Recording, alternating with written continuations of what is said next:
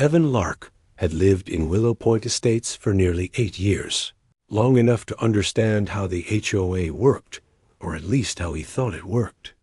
The neighborhood was calm, family-oriented, and well-maintained, and although the HOA could be strict, its regulations were predictable.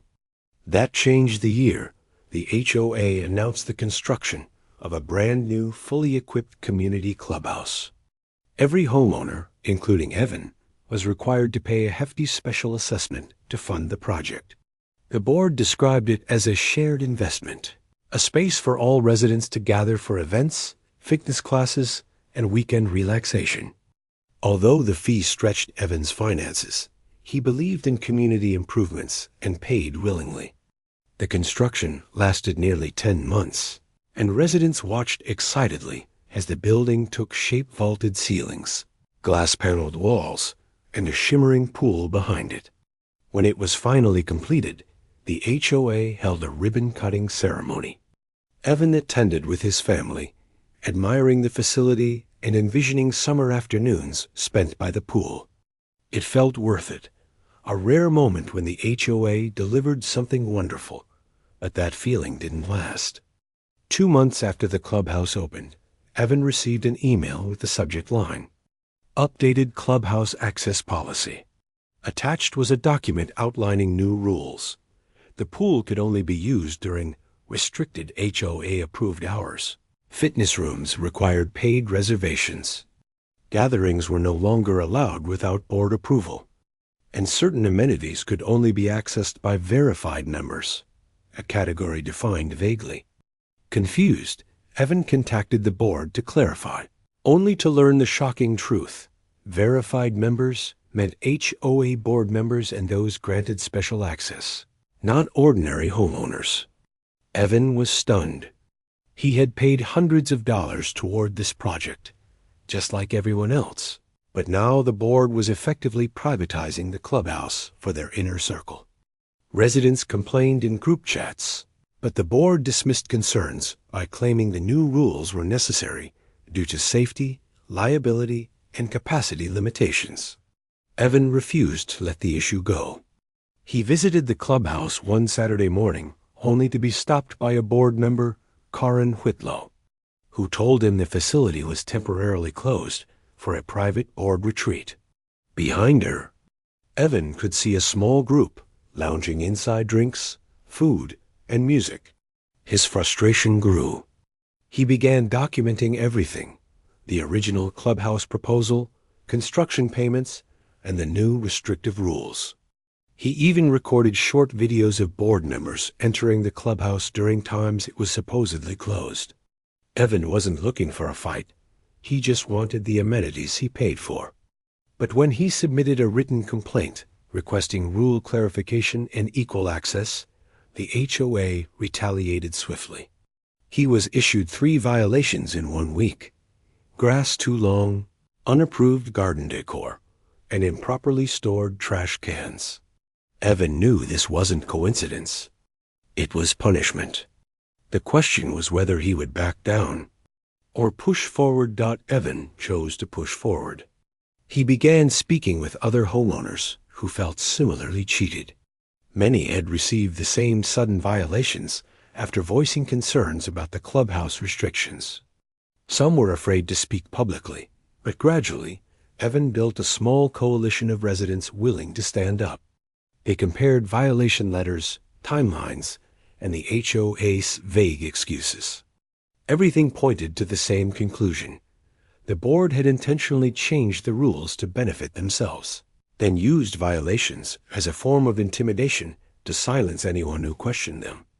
Evan decided it was time for transparency. He requested access to HOA meeting minutes and financial records under state HOA disclosure laws. The board delayed, ignored, or misplaced his request.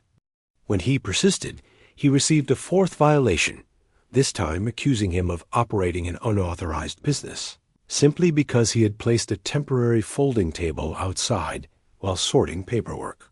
It was absurd, but clearly intentional. That week, he made a discovery that changed everything. An anonymous resident slipped an envelope under his door. Inside were copies of internal emails between board members discussing reserving the clubhouse for board-only privilege and joking about residents crying about shared access. Worse, one message revealed the real motive. The board planned to start renting the clubhouse to outside groups for private events and pocketing the revenue under a newly formed community management fund that wasn't disclosed to homeowners. Evan had all the proof he needed, but exposing it required caution. If he went public too soon, the board could claim the documents were fake or illegally obtained. So he took the information to an HOA, attorney who confirmed the emails were legitimate, and then board's rule changes violated state law and several clauses of the community's CC and RS.Evan organized a formal petition calling for a special election to remove the corrupt board. The HOA responded by doubling down on retaliation. They attempted to suspend Evan's access to community amenities entirely and threatened to impose a lien over unpaid administrative violation fees. But Evan paid his regular dues on time and kept meticulous records, making it difficult for the board to justify their actions. His coalition of homeowners grew as he held small backyard meetings, educating neighbors about their rights, the misuse of authority, and the financial scheme behind the clubhouse rule changes. Momentum was building. When the petition finally reached the required number of signatures, Evan formally submitted it. The board panicked. They canceled upcoming meetings, issued mass violation notices, and sent out fear-mongering emails claiming malicious parties were trying to destabilize the community. But residents were no longer buying it. The tide was turning. The special election was held on a tense Saturday morning. Homeowners lined up outside the clubhouse, ironically, the very building at the center of the conflict. Board members hovered nearby, attempting to intimidate voters with sharp stares and whispers, but residents stood firm. Volunteers monitored ballots, ensuring fairness. When the votes were counted, the result was overwhelming. The entire board, including Karen Whitlow, was removed. A new temporary board was formed, with Evan unanimously elected as chair until the next formal election. His first action was ordering a full audit of HOA finances and immediately suspending the restrictive clubhouse policy. Within days, the audit uncovered the undisclosed rental income scheme, misuse of funds, falsified violation notices, and evidence that the previous board had attempted to alter CC&R wording without homeowner approval, an illegal act. Once the truth became public, the former board members faced civil penalties and were barred from returning to HOA leadership positions.